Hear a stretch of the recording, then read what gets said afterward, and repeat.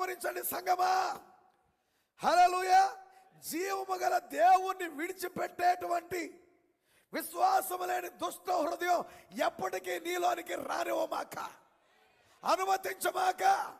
పొరపాటున కూడా ఆ కార్యములను నీ జీవితంలోనికి అనుమతించమాక. హల్లెలూయా. నిన్ను నువ్వు పరీక్షించుకో, నీ జీవితాన్ని పరీక్షించుకో. ఏది ఏమైనా దేవునికి మహిమ కలుగును గాక. ఏది ఏమైనా ఎవరేమన్నా నేను దేవుని మాత్రం విడిచిపెట్టను. హల్లెలూయా. నేను దేవుని సన్నిధికి రాక మారను. దేవునికి మహిమ కలుగును గాక.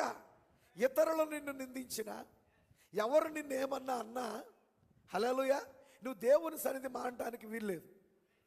ప్రవక్త అంటున్నాడు, పరిశుద్ధాత్మ బాప్తిస్మం అనే వర్తమానంలో ప్రవక్త చెప్తున్నాడు, లోకము నిన్ను ఏమంటది అని జనులు భయపడుతున్నారు. లోకము నిన్ను గురించి ఏమంటుందోనని జనులు భయపడుతున్నారు. నా ప్రియమైన సహోదరి సహోదరులారా, లోకము నిన్ను పొగిడితే గొప్ప, నీ భర్త నిన్ను పొగిడితే గొప్ప? ఏది గొప్ప చెప్పండి మీరు?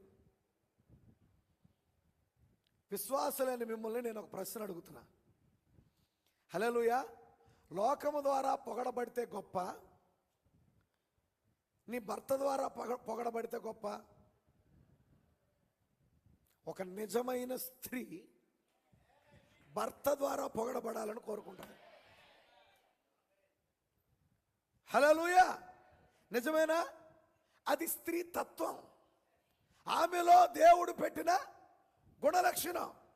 అందుకే ప్రవక్త అంటున్నాడు, ఒక నిజమైన స్త్రీ తన భర్త ద్వారా పొగడబడవలనని కోరుకుంటుంది. లోకం ఏమనుకుంటుందో అనేది ఆమెకు అనవసరం. హల్లెలూయా.